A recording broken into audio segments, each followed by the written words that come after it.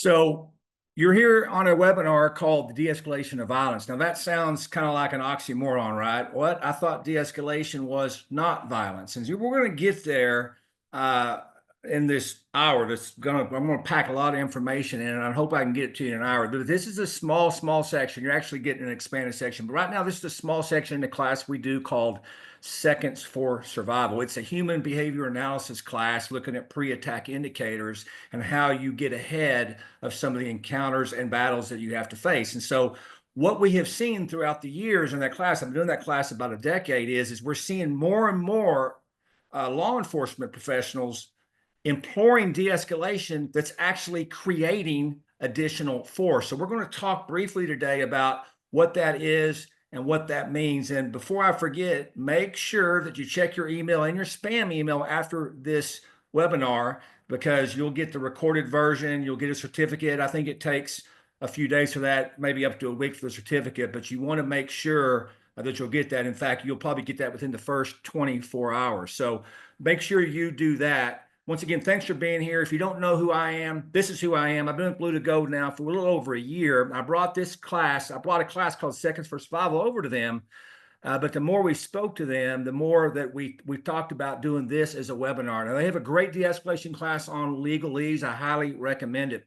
And we're probably going to look at expanding this class to at least a 4-hour class, not an 8-hour class, in addition to the survival class, because it becomes so important. You're not going to care anything about this in a minute. You're going to see if you're going to completely waste your time being here. But I spent 30 years in the profession. It was an interesting 30 years because I started in 1993. I ended in 2023. And for some of you young cats out there, a lot changed in those 30 years. A lot in the area we're going to talk about. Now, we didn't have terminologies in 1993 or 2003 called de-escalation, but we all did it. We all trained in it, right? And so it's kind of a weird era now where we treat de-escalation differently. We think, well, because force happened, we must have failed in de-escalation. And that couldn't be further from the truth than what it is. And so I'm happy to be here. Thanks for having me here. I want to start you off with this quote. Obviously, Chinese military strategist Sun Tzu wrote The Art of War. This is why you're here, right? You're here to prepare yourself. You're here to train. You're here to gather information. And I know that you're not going to catch it all. You may not understand it all because, it's just an hour of us talking. I'm going to throw a lot at you. But the fact that you spent your time this evening, you could have been doing a lot of different things. Not all of you are on patrol. Some of you are off duty. Thank you for being here. But this is why we do it, because that you have to prepare for hopefully what never happens. But if you don't prepare, you don't have a chance.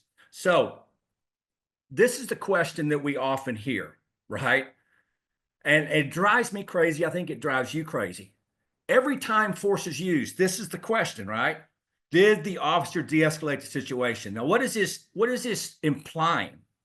Somebody mentioned in the chat, what does this imply when you hear this question, right? It implies that somehow you've done something wrong. Not the suspect that attacked you, or not the suspect that committed violence. You somehow did something wrong. And we haven't helped ourselves. There's trainings out there that will do this. I'll talk about how this sort of started in a minute. But I want to kind of take your mind away from that and go a couple of different directions. And this is the outcome of that. These are just literally a couple of pages on Google, right? Just read some of those headlines and what it's implying, right? It's implying that you're somehow at fault because somebody attacked you, right? It's somehow your fault. And that is a big part of why we see so much hesitation in this profession. We see some of the things that all of us have seen, and we'll show you a few of those videos tonight. But that's why, because they're somehow making you feel like that it's your fault. And by the way, if you're going to be able to get ahead of these fights, win these battles, go home at night no matter what, we talk about that in our classes all the time, you've got to get past that, right? You've got to get past that. You have to understand that none of this is your fault. Suspects not complying isn't your fault. Suspects not doing what they're supposed to, them committing crimes isn't your fault. Committing violence is not your fault. You're there to not partake in any of that. That's the last thing you want to do, but it's not your fault if this goes wrong. It's not successful if something happens, right? So keep that in mind. And this is my all-time favorite. You got to love this headline, right? Police lack time to de-escalate, while they were being killed. So, I mean, I guess it's their fault they were killed because they didn't de-escalate. So this is rampant, and we know that, okay? We know from all the research that citizens in general don't understand use of force. Why would they? They don't do what you do. In fact, in our full day class, we show you some of those studies, and I do that just so you can quit worrying so much. You could do everything right. There's going to be a segment in your city, no matter where you are, that isn't going to like what you do. So you've got to just get past that and sort of have a different mindset, so to speak. And so we're talking about reality today. Everybody else wants to talk about perfection. There is no perfection in what we do. Okay.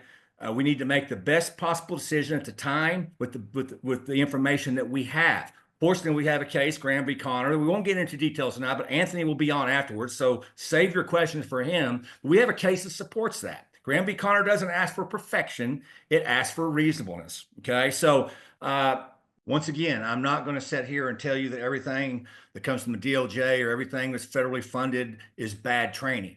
What I'm saying is, this is the mentality is, when there's shootings, why didn't you de-escalate? When there's shootings, we need to implement de-escalation.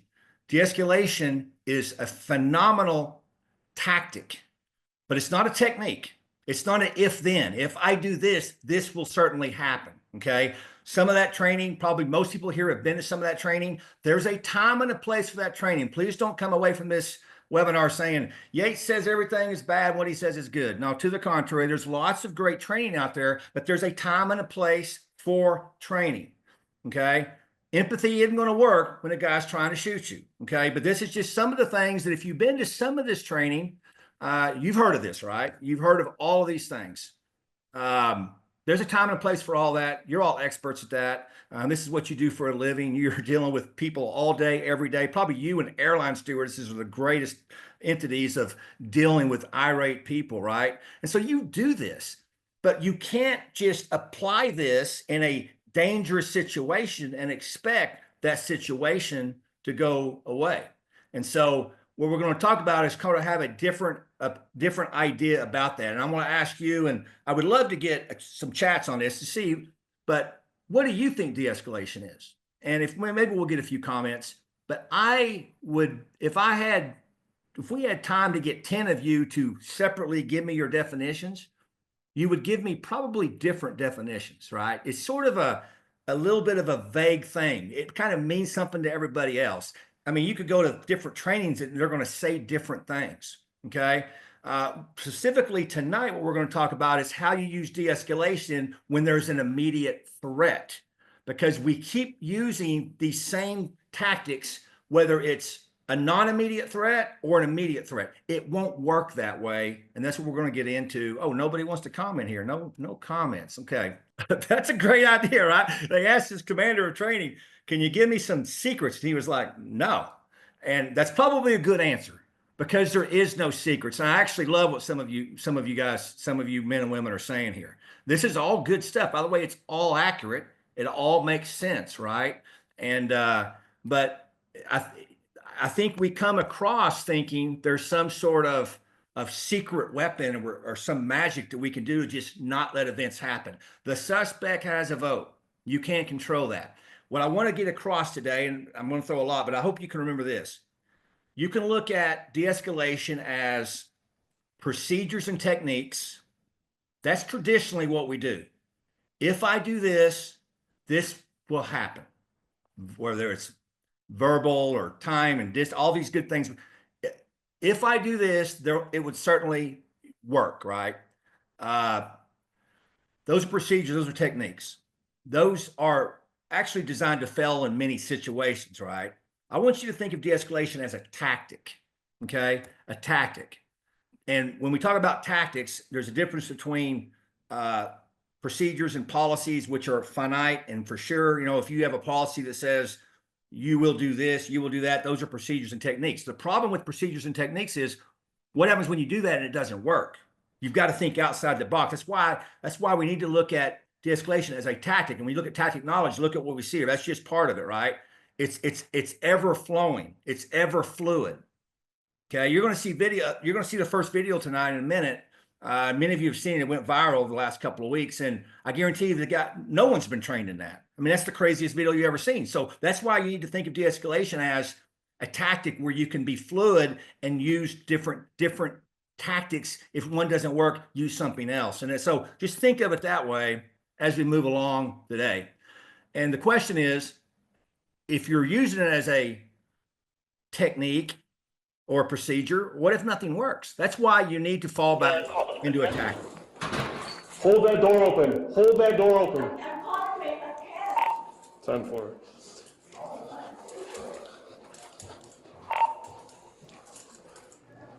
Keep my that way. Unit's incoming. Can you step it up? Hey! Incoming units. Hey! Hey! Drop the taser. Drop the taser. Or drop it. Drop it. Drop it. On the ground. Get back. Hey, drop. Okay. I bet probably at least half of you have seen this video, and there's a lot of different commentary out there, and we're not going to spend a whole lot of time on it. We don't have time to spend on it, but there's a lot to unpack here. First off, I'm not going to badmouth the officer whatsoever. Okay. You have to understand he's dealing with, we have what we call hindsight bias. We know how this ends when we watch this. So we get to sit here and go, why don't you do this? Why don't you do that? But what I want to kind of talk about is what you're seeing right here. He is using a technique that's supposed to work. Drop a chainsaw, drop a chainsaw, drop a chainsaw. You heard him talk about drop a taser. That's human performance, right? That's high stress. Okay, so that's why I will not sit here and criticize him, because I'm sitting behind a computer and he's there, right? But you think about, he thinks that the verbal's going to work. Then he thinks taser's going to work. Taser's going to work. And there's about almost a minute and 15 commands where non-compliance is happening. We're going to get there today, but this is where, when we talk about the de-escalation of violence, we've got to flip the switch. Okay, we'll let this finish out for those of you that may not have seen it. Hey. Hey. Step it up. Hey, drop the chainsaw. Drop the chainsaw. One at taser point. Oh my God. Hey, drop it. Drop it. Drop it. Drop it. I got one at taser point. Step it up. We'll be in the front lobby. Drop it! Drop it! Drop it! Subject in the front lobby. Yes. Step it up. I need to hear from my lady. Where is she? Step it up! Where's my? Drop it! I just want my wife, man. I just want. Listen, man. I don't want to. Taser up one! Taser. Hey! Hey, right here! He's right here! He's right here! Come on. Get him out. Come here. He's on the other side. Oh shit! Oh shit! Oh shit! Oh shit! Oh no! No! Oh!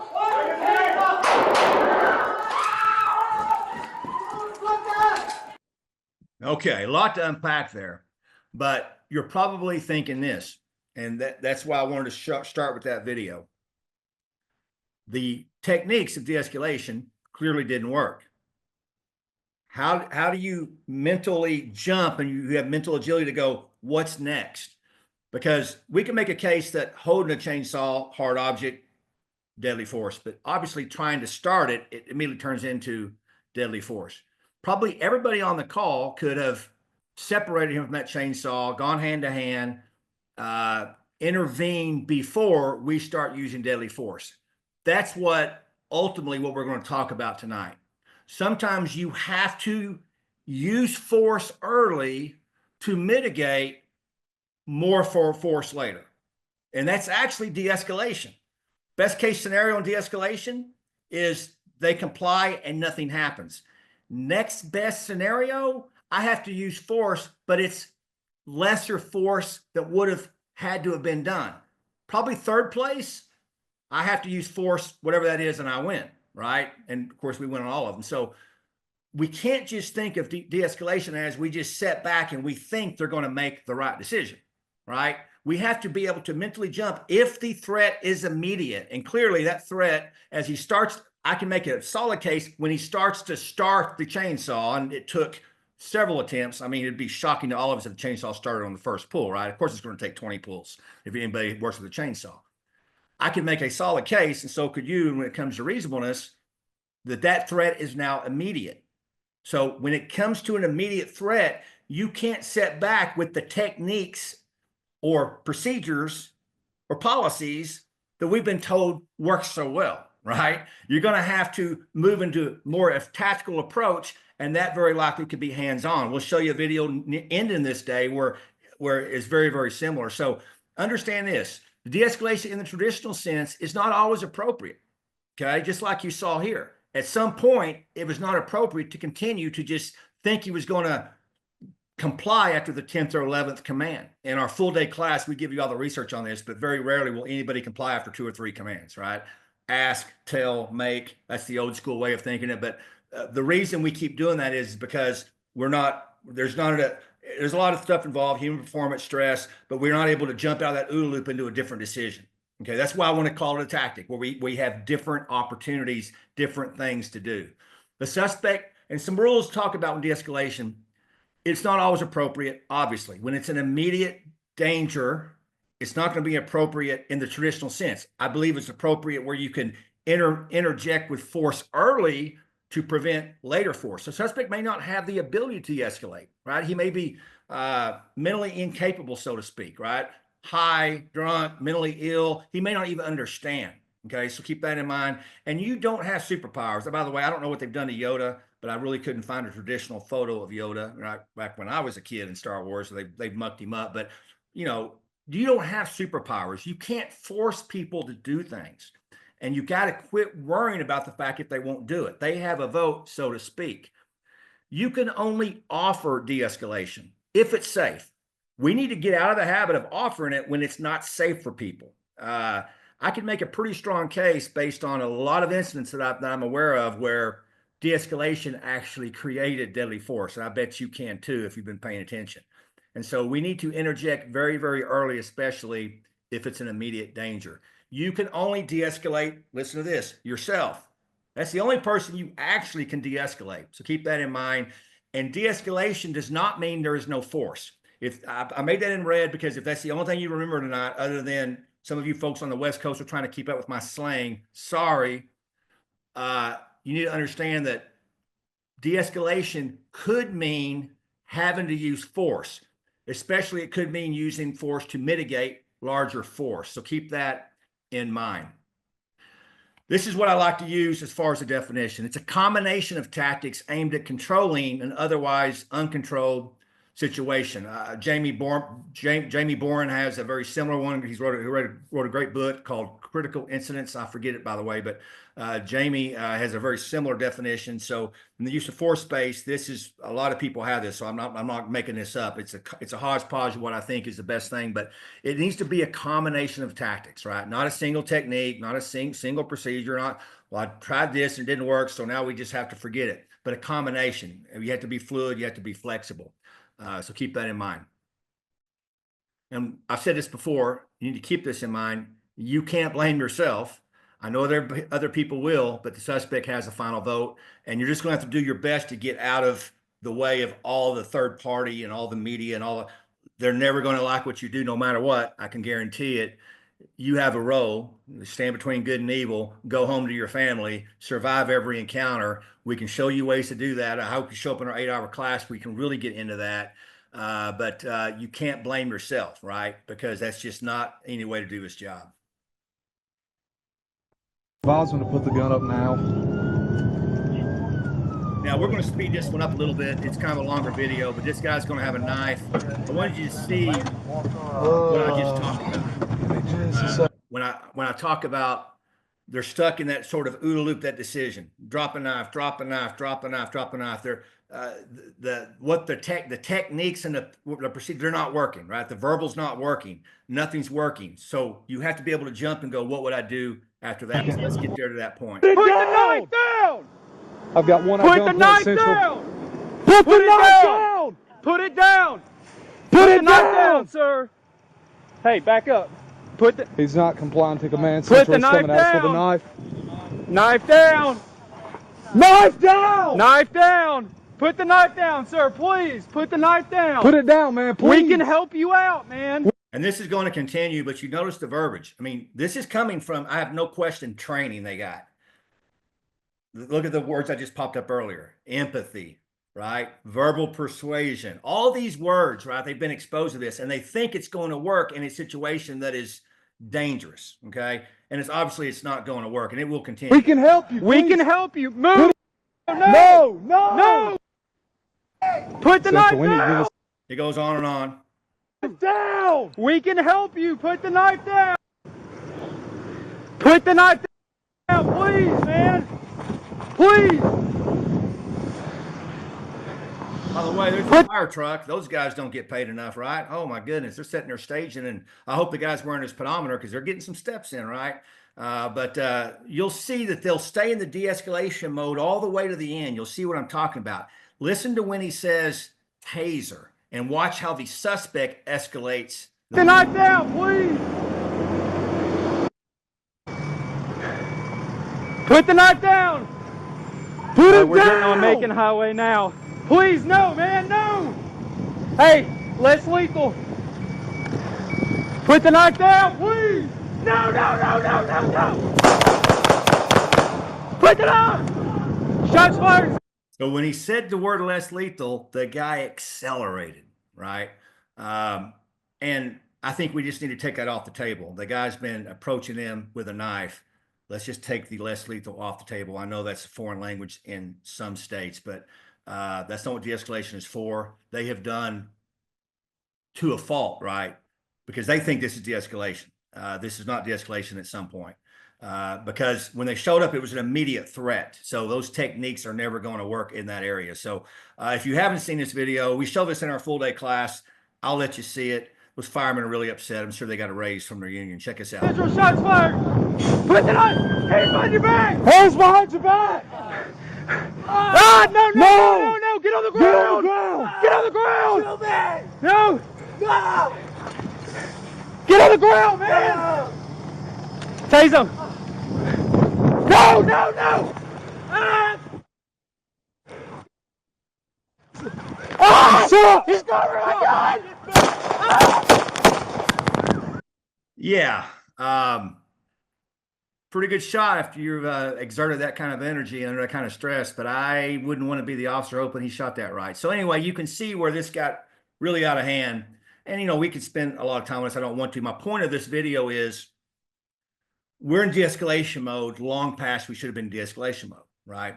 None of this is easy, right? This is none of this is easy to talk about. We're not, you know, but I think we need to learn from it, right? We're not sitting here criticizing anybody. I don't know them. I wasn't there. I don't know their training. But there's no doubt when I watch this, and I watched this numerous times, that their language tells me they've been exposed to some of these traditional de-escalation trainings that almost insinuate this will work, right? Well, what if it doesn't work? This is why we're seeing this at some point. We call it officer perception shorthand, right? We deal with a lot more than just our policies, procedures, rules, and tactics, right? What's everybody else going to think? You know, what's my past experience, training scars? What's policy say? Do I have bad training? Have we built bad file folders? So we're dealing with all of that. And I'm trying to get you out of that mindset tonight to let you understand that de-escalation also can mean a level of force because you're actually preventing additional force. So keep that in mind. And we talked about this before, mental agility, jumping from one decision to the other. This is really true. It's a human nature. We sort of deny what we see. We deny what we want to do. And I think we see this throughout some of these videos, right? In our full day class, and we'll get to some of those details in a minute, we talk about what we call anomalies and baselines. And when we see something out of the ordinary, our mind automatically tries to talk us out of it. Denial is actually a huge threat for us. I'll say hesitation is probably the number one threat, but I think the hesitation is occurring because we deny that what we're seeing is actually a threat. So in our full day class, which is what we built this off of, we talk about the principles of human behavior. And we're not going to go into any of these tonight. I just wanted to sort of tell you where we got to tonight and it's based on human behavior. Okay, that class is actually going to be live. I don't do them online very often, but it's going to be live on April 16th if you're interested. I'll show you that at the end of the day. But that's a way to see it. You can check the schedule. I may be coming near you, but that's a way to get a hold of it if you want to just get a hold of it. So I'll show it to you at the end. But we deal with all these different areas, which is essentially everybody that attacks you, everybody that attacks you, for the most part. I mean, there's one segment of people that don't give off any clues. I'll make you come to class for that. You very rarely will ever encounter those folks. But vast majority, I mean, we're talking almost everybody, 99 plus 0.9% of the people give clues before they attack. And that's what that day is about. Well, what we talk about today in this de-escalation of violence is they're past the clues. They're on the verge of attack. Like there's no question. You don't need any more indicators to understand what's going to happen, right? And, you know, once again, that full day is about the indicators, blading, eye avoidance, you know, all kinds of things. We just go into a whole bunch of them, and I don't want to spend a lot of time on it. I think there's a free webinar or a free class on Blue to Gold for that if you want to get a little taste of that. I highly recommend the 8-hour class because it will really build on what we're talking about today. But you don't actually need to know any of that to know when there's a threat in front of you, to know that de-escalation could look a little different. It could be a different model than what we sort of are used to. Here's what we do in that class, and we build all this together. Baseline is what is normal, anomaly is what is abnormal. You understand what situational awareness is. Pre-incident indicators is the majority of the day. It's not, about 93% of Americans give off the very similar clues before behavior, but it's people they will tip you. They're poker players, but they're bad at it. They will tell you what they're going to do before they do it. Now, that's important when it's not an immediate threat because you don't want to turn into an immediate threat. What we're talking about today is they're past that. They're past that. And now, how do we mitigate the force and mitigate this threat as quickly as possible? But if you can catch him before that threat comes out, before that is where you use this. So you have a lot of opportunities before the threat arises. Now, you know, the chainsaw guy, yeah, he even had opportunities, right? He had over a minute of an opportunity before that threat really got deadly for everybody there involved. I heard somebody say that we shouldn't be tasing elderly people. The guy wasn't elderly. He actually didn't live there. I didn't give you the backdrop. They got a call of the guy cutting down a tree in front of the nursing home. When he got there, a civilian said, oh, he went inside the nursing home. So yeah, the guy did not reside there. But man, I'll tell you what, I was kind of not looking forward to the nursing home, but after seeing that, it could be an exciting life, but I digress. So pre-incident indicators, I told you what it is. It's very predictable. Okay. People they give this off. Everybody here on this call, on this webinar, you've been talking to somebody and they start getting happy feet, or they start looking around, right? Or they throw their right hand in their pocket, left hand's out, or they blade away from you. You all are experts at this. And so what we do in that full day class is we interject before the threat becomes immediate. What we're talking about today is that threat is now immediate. How can you use de-escalation as a tactic to mitigate what is about to occur? This is important. Your job is to observe behaviors occurring before the event and act. But here we talk about de-escalation. Some situations require action. De-escalation doesn't mean that you don't act. You act, and you may have to act physically. Okay, and we'll show you some examples of that as we go along. That has become sort of a foreign language to some of us because, quite frankly, we've got this sort of one-shot rule and that's it. Whether it's verbal judo or empathy or make them feel better about their parents, I don't know what it is. There's a time and a place for that stuff, but it is not when there's a threat.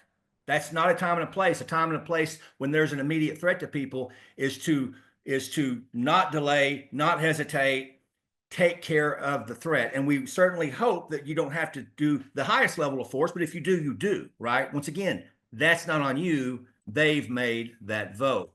So you hear this a lot. I saw this in the comments, and this is all appropriate. Time and distance is right. Time and action is right. Here's where we get it wrong. Time alone is dangerous. Time alone is dangerous. We all are making decisions. You're making a decision. In our full day class, we'll call it the OODA loop, and you're probably familiar with that, where we're sort of observing and we're trying to figure this out to make a decision. Well, they're making decisions too. Why would you give them additional time to make decisions? So I agree, time is a huge component, but it's got to be one of two things. And this is de-escalation, time and distance or time and action. I want to pause right here on what action is, right? That's why you're here, by the way. That's why you're here. You're preparing, you're training, you're trying to get more knowledge. Hopefully we can help you out in some way with that. But here is why. It takes, this is from research, right? Actually, Force Science did this research, but they weren't the first ones to do it. This has been done. They've been doing human behavior type research for well over a century now. It takes almost a third of a second, we'll call it a third, let's say 0.30, for you to even recognize a threat. What does that mean? Somebody could point a weapon at you and your brain does not register what it is for 0.30 seconds. Meanwhile, if somebody has already passed the decision and they raise the weapon, it takes that long. So she's never going to catch up to that unless she tried to anticipate, which we don't have the luxury of doing. Okay. You start doing other things, right? Multiple decisions. Okay. You double that. But let's say weapons in a holster, right? So we're seconds behind typically. And so you can't sit here with immediate threats. And people will say, well, the gun's to his side. He's not pointing it at me yet. I hope if you've got that training that you have run far from that. You just saw irrefutable evidence that no matter where the weapon is, and I know we've all understood what, you know, oh, he shot him in the back. Well, obviously, when you look at the research, people can obviously turn and all these things. That's all action reaction. I hope you work in an agency that understands that. I hope you work around people that look at your use of force to understand all of this. You can't sit back and wait for someone to do something, right? You can't sit back and wait for someone to attack, because if you're constantly trying to catch up to that attack, that is not putting the, that's not conducive to winning. Now, we win a lot by that, right? But we are also failing an awful lot at that. And this tells you why. This is from 2009. DOJ did a study on this, and this is pretty interesting. The average violent encounter lasts 3 to 5 seconds. Our reaction, 5 to 7 seconds. And so what we do in our full day class is we take that gap and we get you to 1 to 2 seconds. We beat the 3 seconds, and it takes all day to get you there. I can't get you here in an hour, but that's what we do. But think of that in what de-escalation is. I heard somebody here in the chat said that in one of the videos, well, he had to de-escalate first because they've been trained in it. Well, if you're getting training that mandates it no matter what, that's not training, that's a death sentence. Okay, let me be clear about that. De-escalation in the traditional sense, when what you just saw in the Ohio video with the fire department and all that, and the pedal, you know, they're getting their steps in, they were trying to use traditional de-escalation. And we're going to see some videos later to where we can interject or make decisions in a way to where we mitigate that force. Now, that force there was never going to be mitigated, but that's really the idea. So de-escalation can be an action, not just verbal. It can be hands-on, a hands-on action. You have to be comfortable in that. You have to be conducive to that, right? I cannot recommend defensive tactics enough. You need more than just the basic academy. I think that I would love that experiment. It was never going to happen. If we took tasers away from you to see what would happen, I'm kind of convinced that use of force would go down, because I'm kind of convinced that we rely on tasers so much. Not everybody. Okay, I'm making a general statement here. We rely on it so much to work. We think it's some magic weapon, and what it does is it sometimes even accelerates it. Now, obviously, it's a wonderful weapon, and we've all had successes with it. But once again, just like de-escalation, there's a time and a place. And I think we've had somewhat of a difficult time in parts of our profession of understanding that. So I don't want to convince you anymore, but let me just give you one more data on knowing how we're behind the fight. Okay, this is from the FBI. They're a little behind. They literally took COVID off and they haven't been back since. I think they're back in the office now. But this is from the Leoka report. In 2016, how many officers that died in the line of duty fired a weapon? Not many. What's that tell you? It tells you that they were behind the fight. Well, Travis, maybe that's just an odd year. Well, it was the same the next year and the same the year after that. And I have a feeling when the new data comes out, it will be the same. I do not accept that. Okay, I do not accept that at all. We should not be behind the fight, especially when human behavior is so predictable and we can understand that. Now, I don't blame the officers. You're working in an environment that I never dreamed would be working in, right? Where if somebody's got a knife, they're asking you, why didn't you tase them? If somebody's got a gun, they're saying, well, they didn't point them at you. I never dreamed that environment. But nevertheless, that's what's happening. So here's an example of it right here. Here's an example of it. Tulsa Police Department. This is just a car with a flat tire. They stopped to help the car, and the lady says, oh, my boyfriend went to get something to help me fix the tire. And this dude rolls up on a bicycle. Now, I'll go off on a tangent here. I think any grown man riding around on a Huffy bike is very suspicious, but you can't use that to de-escalate. That's totally normal, I guess, these days. But anyway, look what you see. And this is when we talk about pre-incident indicators and behaviors. You're all going to see the behaviors, but you're also going to see no hesitation. And at some point, the traditional de-escalation has to stop, because you'll see them try to get him to comply for a long time, which is effectively de-escalation. Check this out. Put that on the ground for me. Just step off the bike. Just, I need to talk. Yeah, just set all that on the ground. Set those down. Set it on the ground. Hey, hey, do not, hey, hey, do not! Somebody said it's a 100% chance of a warrant with the Huffy bike. Probably pretty good odds, but I can't put that on paper for you. Now, what did you just see there? You saw the law enforcement officers beat him to his own gunfight. That's what pre-incident indicators can do for you. They had to wait till it was legally justifiable and reasonable. They had to wait till they saw the weapon coming up. But if they would have sat there and waited for the butt of a gun, I just showed you the data where it's going to take that guy about a quarter of a second to pull that gun up on him. You don't catch up to that. But they were already there because of the indicators. So that's what we want to take that and transition that to de-escalation. If you get past this and it's a dangerous environment past this already, the traditional sense is not going to work.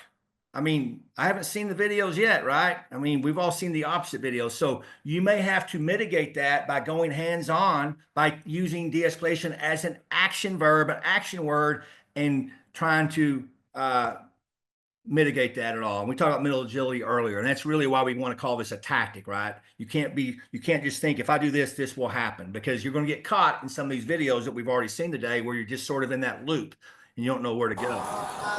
Now, How's it going, buddy? this is an interesting one.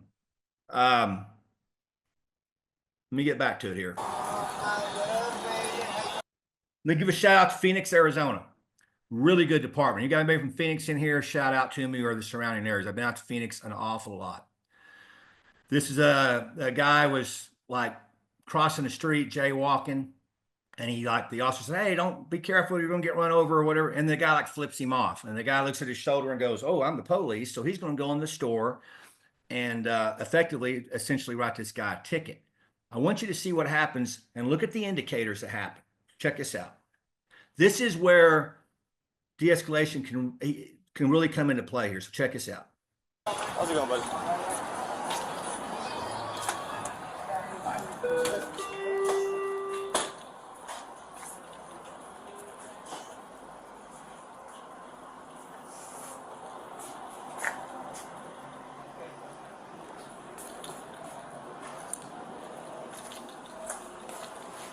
Come here. Come here. Keep your hands out of your pockets. Put your hands top of your head. Come here. No. Right there's the moment of truth. He was getting complete compliance, and the suspect had a vote. Now, the officer has two distinct decisions to make right now. He can interject immediately, or he can do what he does. I'm going to let it play out because I thought it was a phenomenal job, but he did. But we'll talk about the two different decisions here when it's over with. So check this out. Yeah,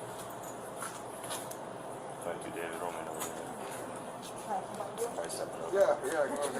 Did he just say no and walk backwards? That's awful, bud. No. Jacob, can I buy from the store, or should I go with the cop? You need to do what the cop says. Dude, just relax and come over here. You're making it worse. Don't do it. You told me to do what you said. Yes, come on over here. I don't want to. Just come on over here. Huh? So what the officer is going to do is he's going to sit there and he's going to wait for the guy to potentially make the right decision. He's going to give him a chance. Now, let's see how it ends, and we'll talk about it briefly. He's there checking out He now. flipped me off, and now he doesn't want to play again. So he's good to tune and fight for his violations. Phoenix has been a big deal. Nobody's ever cared. We're still trying to negotiate with him, so 7 to 39. Now he's going to Relax, dude. vote the right way. Put your hands top your head. He's going to be placed in custody. All ends well. Now, Relax. Let go. Relax. I want to discuss it briefly because there were two distinct decisions here. Could there have been a time in that store where he would have needed to, de-escalate in a different way, right? I love what you just saw there, but what's the difference? Why didn't he just immediately run up, throw some handcuffs on him before he can make additional decisions, right? Because that would have been appropriate as well. And I think here's what I want you to think about. You have to make a decision. And once again, you're not expected to be perfect. You're supposed to make just the best decision you possibly can with the information you have. The information he has is the guy's jaywalking and he's kind of an asshole. Okay, that's the information he has. And somebody here in the chat says contempt of cop. Yeah, that's not a crime in most municipalities, but I understand what you're saying. But he does have a crime. He's got a crime on him. So with that information, do you think he's an immediate threat to the people in the store? Right? I think it's probably if he kept going in his pockets and kept blading and kept doing some things, but I think he made the right call, right? I really do. He made the call. He's not an immediate threat, so I'm not going to immediately go hands-on to keep from additional force happening. I hope we can understand the two, because I know I've talked about de-escalation in the traditional sense, then de-escalation in as a tactic in this other sense to where we may have to go hands-on to mitigate force later. I think you go two ways here. I think he made the right call. Now, if you change the scenario, guy's wanted for robbery, the guy's got, whatever. You change the scenario to where it could be reasonably perceived as an immediate threat, then I think you could immediately aggress, take care of it before it gets out of hand. But I think those are the two decisions we need to make. But I think where you hinge that decision is the immediacy of the danger. Nobody will argue the chainsaw was a danger. Nobody will argue that the knife's a danger.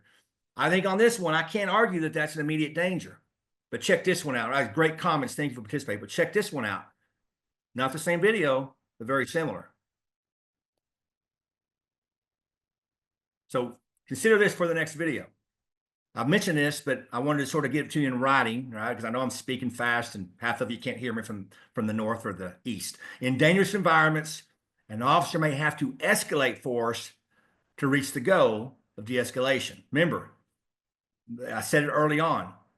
Successive de-escalation doesn't mean that force never happens. It could just mean that you win or you use lesser force than you normally would have. The background on this one is, I think the guy's on a scooter doing something silly, and the officer decides, you know what?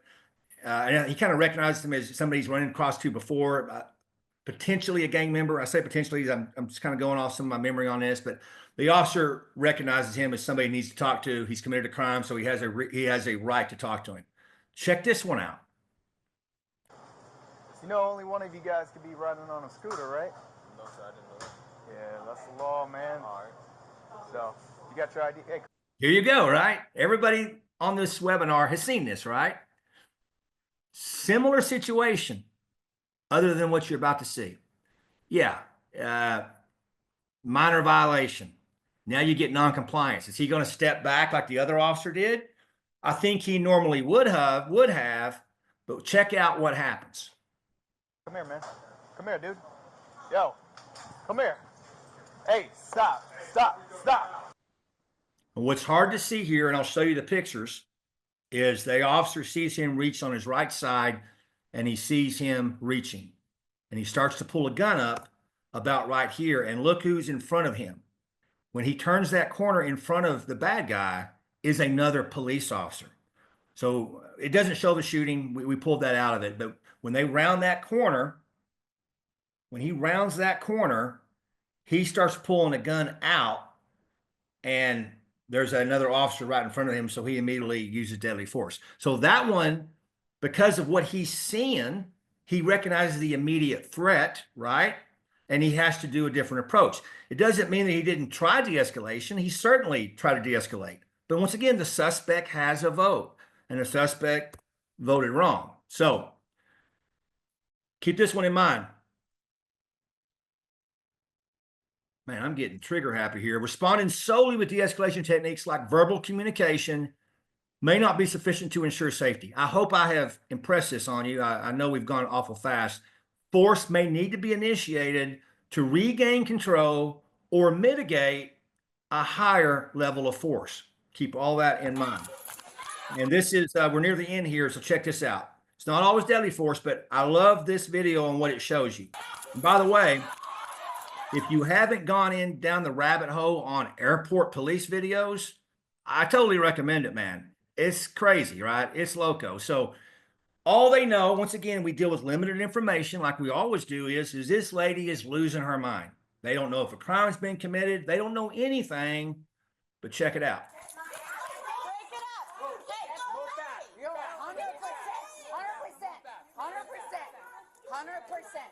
That man said, get his feet. Great. Now, there's something important, and we get into this in our full day class. Why is he grabbing wrist? I'm sure you know this. What's the only thing that can kill you and hurt you? That's right, the hands. Unless they show me videos of people shooting people with toes, he doesn't know what's going on, but he knows if he grabs the hands and controls the hands, even though he doesn't know much what's going on, that's going to help him. So that is, in a sense, he's de-escalating in this very moment, but he's going hands-on to do it, right? But he goes a step further. Check this out. Great. I'm standing over here. I want you to go deal with that man saying, get his feet. Go, then deal with that him. Great. Go. Deal with him. No, I'm going to deal with you first, okay? So you can go stand over here so we can talk. That's amazing. Come on, Tim. They still don't know what they're going to arrest her for yet. They're just trying to gather information. They're going to remain control of her. Sit down. And what you don't see, and there's a whole story why you don't see it. The original video showed it, and by the time I got the video, they had replaced it to this video. Before she sits down, they just throw handcuffs on her. And now it picks it back up with her handcuff. So you may say, well, that's not de-escalation. I beg to differ, because what that decision they made based on limited information that was very reasonable to do, when they end up arresting her because there was an arrestable offense, check out what happens. They go to walk her out of here, and she loses her mind. Falls on the floor, kicking, screaming, spitting. But guess what? They're not having to do much to her because she's handcuffed, right? So imagine if they don't make that early decision to do what they did, handcuff her early, they're using more force now. And so that's just something to think about. I think it's a great example of it. Listen, Blue to Gold is, it's the best training company out there. I'm not biased. Before I worked for them, I knew they were. But it's a phenomenal organization. They're doing more for this profession than really anybody I know at this moment. So be sure to check them out. They have search and seizure guides for every state. Stay around after this webinar, because Anthony, the owner, is going to come on and we're going to wrap it up and we're going to keep talking about this, and we'll be able to answer your questions. Because I think, and by the way, I want to leave you with the great philosopher Ice Cube. I want that to be seared in your mind before you leave. So check it out. Because I think cops have a win and make it home philosophy. Win whatever battles you have in the street, make it home at night. And that's actually the most important thing. We'll just stop it right there. Now, I think Ice Cube went on to say some really stupid stuff after that, but let's just stake it right there and go, yes, win, go home. And I think you can use de-escalation, even in dangerous situations, to do that if we think about it a little differently. Man, I'm so thankful for you. If you have any interest at all to really expand on all of these indicators, and we even throw additional de-escalation in there, that's where the full day class is coming in. I probably will do one more later in the year, but there won't be one for several months online. So check that out. Check out the calendar. I'd love to meet you in person. Thank you so much for being here. If there's anything I can do for you, I'm easy to find. You can reach me through Blue to Gold. You can reach me through my own website, travisyates.org. Anything you need, let me be of service.